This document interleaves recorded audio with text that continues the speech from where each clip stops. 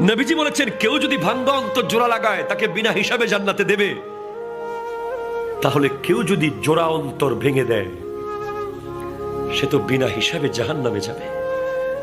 সেজন্য আমি ভাবছি আমি কখনো আমার নিজের অজান্তে কারো মন ভাঙলাম কিনা, এই ভয়টা আমি পাচ্ছি। আজকে আমরা একটা সিএনজি ওয়ালাকে ঠাস করে থাপ্পড় মেরে দিই, এটা রিক্সাওয়ালার পট করে কলার ধরে ফেলি, এটা এতিমকে রাস্তাঘাটে ধরে ইনসাল্ট করি, একটা গরিব মানুষকে চেয়ার থেকে নামিয়ে দিই, একটা ফকিরকে অপমান করি, অপদস্থ করে কথা বলি, কোরবানির দিন গোশতের টুকরো একটু বেশি দিতে হবে বলে দরজা বন্ধ করে দিই। কত অন্তর আমরা ভেঙে দিই, কতজনকে মায়ের বুক থেকে আজ চলে যেতে বাধ্য করেছি আমরা, কতজন শখের ব্যবসা প্রতিষ্ঠান ধ্বংস হয়ে গেছে, এখনো হয়েছে, তখনও হয়েছে, যখনই হয়েছে। যেখানেই যার অন্তর ভেঙেছেন, অন্তর ভাঙা এটা অনেক কঠিন একটা ভয়ঙ্কর গুনাহের কাজ, বিনা হিসাবে জাহান্নামে চলে যাবেন। অথচ একজন এতিমের মাথায় যদি আপনি হাত বুলিয়ে দেন, তার অন্তরটা আপনি জোড়া লাগিয়ে দিয়েছেন। একজন ফকিরকে যদি আপনি সামর্থ্য না থাকে বলেন বাবা, সিনার সাথে জড়িয়ে ধরে বলেন বাবা আমার কাছে তো আর নাই, ইনশাল্লাহ আরেকদিন আপনাকে দেব। কোরবানির দিন আপনি গরুর গোশত দেওয়ার সময় সম্মান করে দেন। কোরবানির দিন আপনার বাড়িতে যে গরুর গোশতের জন্য আসে সে ফকির নয়, এটা তার হক। যাকাত দেওয়ার সময় আপনি তাকে সেলুট করে করে যাকাত দেন, যাকাত এটা দান নয়, এটা তার হক। কথা বলেন না ঠিক না? মেজবানের টেবিলে শুট বুট আর নোট দেখলে গোশতের বাটি বাড়াই ফেললেন, আর গরিবদের জন্য ডালও থাকলো না, এটার নাম ইসলাম নয়। হযরত আম্মা জান আয়েশা সিদ্দিকা রাদিয়াল্লাহু তাআলা আনহাকে আমার নবী ইরশাদ করছেন মেরাজ থেকে এসে, সাল ইয়া আয়েশাতা, আয়েশা আজকে তোমার যা ইচ্ছা আমার কাছে চাও, আমি দিয়ে দেব। আমি আজকে অনেক খুশি, তুমি যা চাইবা তা দেব। হযরত আয়েশা সিদ্দিকা রাদিয়াল্লাহু তাআলা আনহা বলছেন, লানা শামসুন ওয়ালিল আফাকে শামসুন ওয়া শামসু খায়রু মিশ শামসিস সামাই। আমার কাছে একটা সূর্য আছে, আকাশে একটা সূর্য আছে। আমার সূর্য হলেন আপনি নবী, আমার সূর্যটা আকাশের সূর্যের চেয়ে আরো দামি। আমি আর কি চাইতে পারি? না আয়েশা তুমি আজকে চাও, আমি দেব। তখন শেষ পর্যন্ত বললেন তাহলে আমি একটু পরামর্শ করবো কারো কাছে, কারণ আমি যদি ভুলভাল কিছু চেয়ে ফেলি। তখন হযরত আয়েশা সিদ্দিকা গেলেন সিদ্দিক আকবরের কাছে পরামর্শ করতে। দেখেন নারীদের শিক্ষা, আমাদের মা বোনের অনেক সিদ্ধান্ত নিয়ে নেয় চট করে নিজে নিজে। পরামর্শ যদি নেন সব সময় ভালো কিছু হবে, বিজ্ঞ মানুষের পরামর্শ নেবেন। গেলেন সিদ্দিক আকবরকে কি বলে, আব্বা নবীজি বলেছেন আজকে যা চাইবো তা দেবে, আমি কি চাইতে পারি? তখন সিদ্দিক আকবর রাদিয়াল্লাহু তাআলা বলছেন, তুমি আল্লাহর নবীর কাছে গিয়ে জান্নাত চাইও না, স্বর্ণের হার, টাকা পয়সা, খাবার দাবার, দুনিয়াদারি কিচ্ছু চাইও না। তুমি বলবা যে মেরাজের রাতে যত কথা আল্লাহর সাথে হয়েছে সেখান থেকে একটা স্পেশাল কথা যেন তোমাকে বলে। হাই হাই, দেখেন কি প্রজ্ঞা! খুশি হয়ে চলে আসলেন, ইয়া রাসূলুল্লাহ আমি চাইবো এখন। হ্যাঁ চাও, ওই মেরাজের রাতে আল্লাহর সাথে আপনার যে কথা হয়েছে ওখান থেকে একটা কথা আমাকে বলেন। আমার নবী মুস্কি এসে বলেন, ও এটা তো আবু বকর সিদ্দিকের বুদ্ধি। ঠিক আছে শোনো, আল্লাহ বলেছেন যে ব্যক্তি ভাঙ্গা অন্তরকে জোড়া লাগিয়ে দেবে, যে ব্যক্তি ভাঙ্গা অন্তরকে জোড়া লাগিয়ে দেবে, যে ব্যক্তি ভাঙ্গা অন্তরকে জোড়া লাগিয়ে দেবে সে বিনা হিসাবে জান্নাতে চলে যাবে। আবার সিদ্দিক আকবর শর্ত দিয়েছিলেন, যেটা বলবে এটা কিন্তু আমাকে এসে বলতে হবে, আবার শিখাই দেব না। ঠিক আছে আব্বা বলবো। দৌড়ে চলে গেলেন আয়েশা সিদ্দিকা রাদিয়াল্লাহু তাআলা আনহা, গিয়ে বলেন আব্বা খুশির খবর আছে আপনার জন্য। নবীজি বলেছেন যে ব্যক্তি ভাঙ্গা অন্তর জোড়া লাগাবে সে বিনা হিসাবে জান্নাতে যাবে। আব্বা জান আপনি তো সারা জীবন বহু অন্তর জোড়া লাগিয়েছেন, আপনি বিলাল হাবশিকে চড়া দামে কিনে এনে আজাদ করে ইসলাম প্রচার করার সুযোগ করে দিয়েছেন। আপনি আরো কতজনকে কিনে কিনে আজাদ করেছেন। আপনি ইসলামের প্রথম যুগে 40,000 দিরহামের মালিক ছিলেন, আপনি শেষ পর্যন্ত ফকির হয়ে গেছেন, সব ইসলামের জন্য দিয়ে দিয়েছেন। কত অন্তর আপনি জোড়া লাগিয়েছেন। আপনার দাওয়াতে কত বড় বড় জলিলুল কদর সাহাবারা ইসলাম কবুল করেছে। বাবা, আপনার জন্য সুখবর। সিদ্দিক আকবর এই কথা শুনে হাসার কথা ছিল, কিন্তু উনি অজরে কান্না করছেন। দাড়ি মুবারক ভিজে যাচ্ছে কাঁদতে কাঁদতে। আব্বা, আপনি কাঁদেন কেন? এটা তো খুশির কথা। বলে, মারে আমি কাঁদি, তুমি তো মুদ্রার এই পিঠ দেখেছো, এই পিঠ দেখো নাই। নবীজি বলেছেন, কেউ যদি ভাঙ্গা অন্তর জোড়া লাগায় তাকে বিনা হিসাবে জান্নাতে দেবে। তাহলে কেউ যদি জোড়া অন্তর ভেঙে দেয় সে তো বিনা হিসাবে জাহান্নামে যাবে। সেজন্য আমি ভাবছি আমি কখনো আমার নিজের অজান্তে কারো মন ভাঙলাম কিনা, এই ভয়টা আমি পাচ্ছি।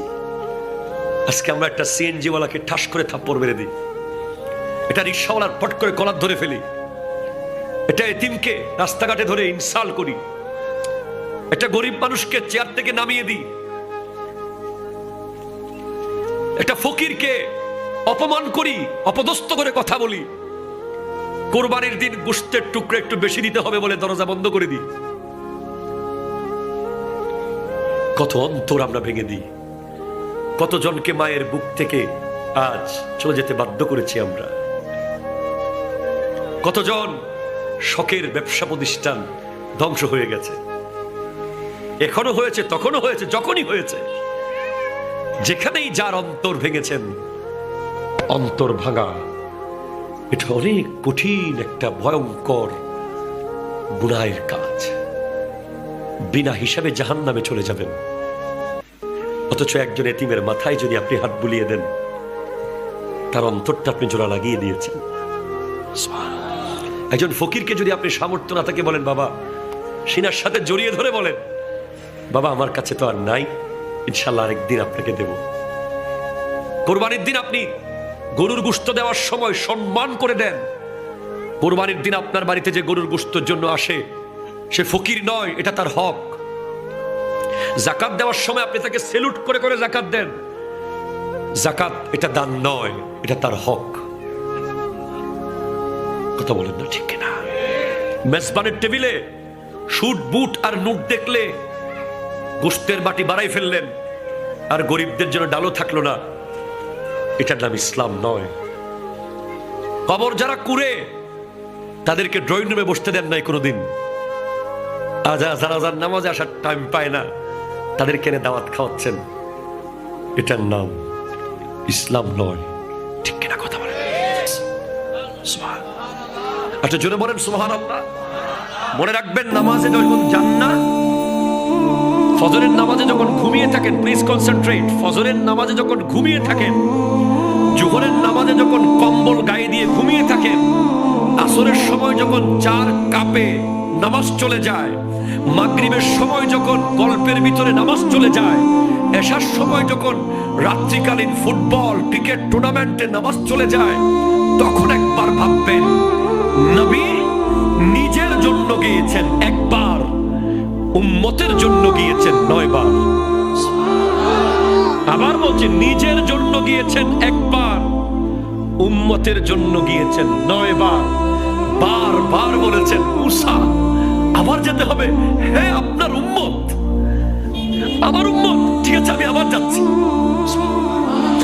মুসা আবার যাব, হে আপনার উম্মত কষ্ট পাবে, ও আমার উম্মত কষ্ট হবে, আমি আবার যাচ্ছি। আমার উম্মত আবার যাচ্ছি, আমার উম্মত আবার যাচ্ছি।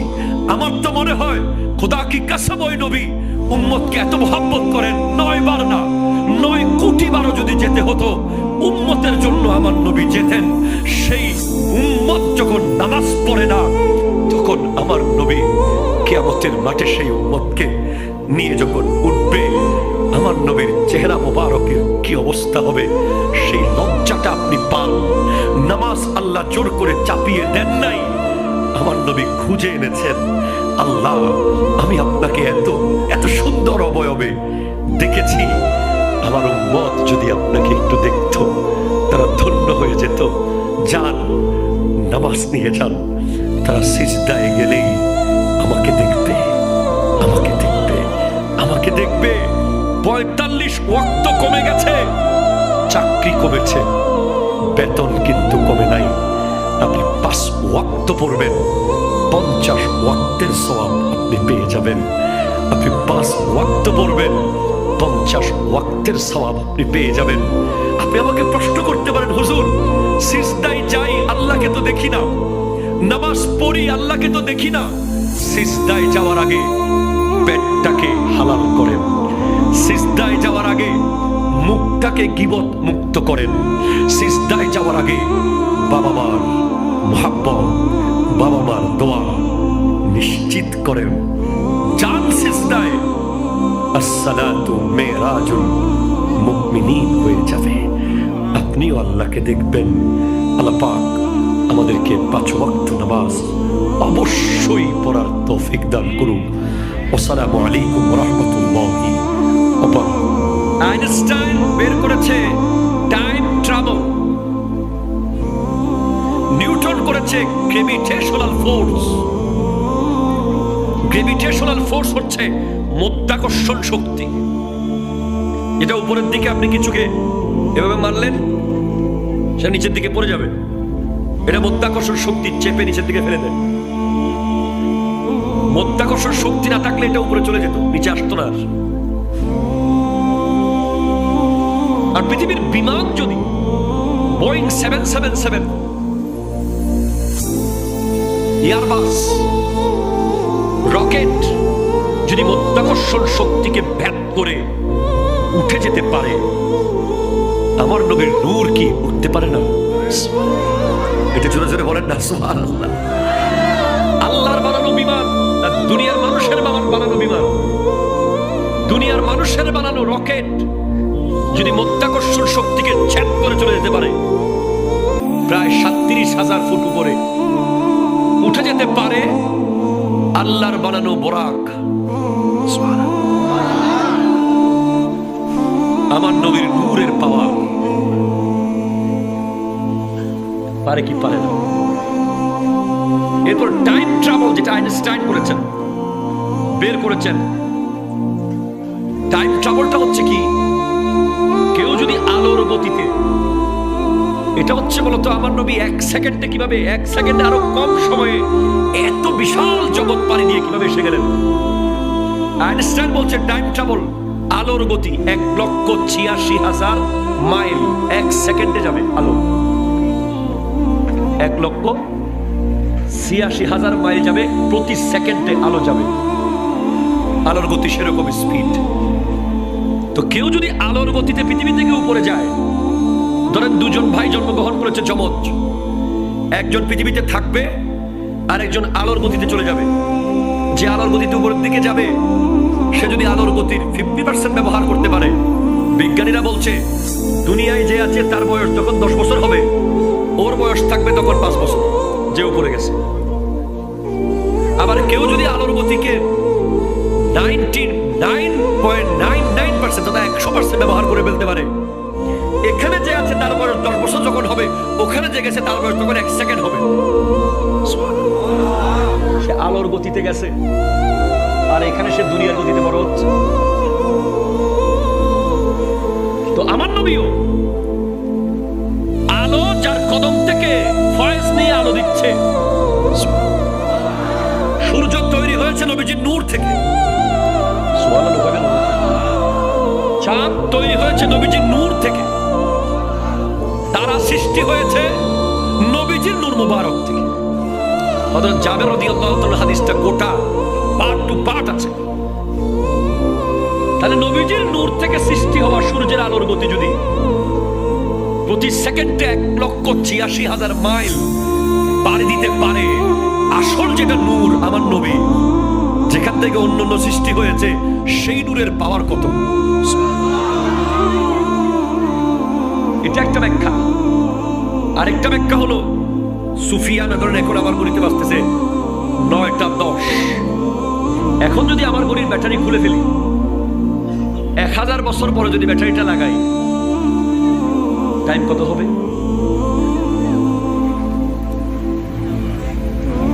9টা কি 9:30 হয়ে যাবে? হবে না।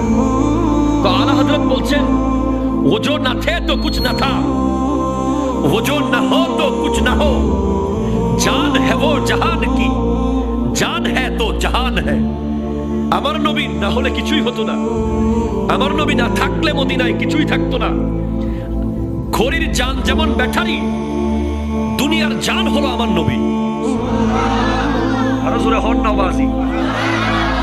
ঘড়ির জান হচ্ছে ব্যাটারি, দুনিয়ার জান হচ্ছে নবী।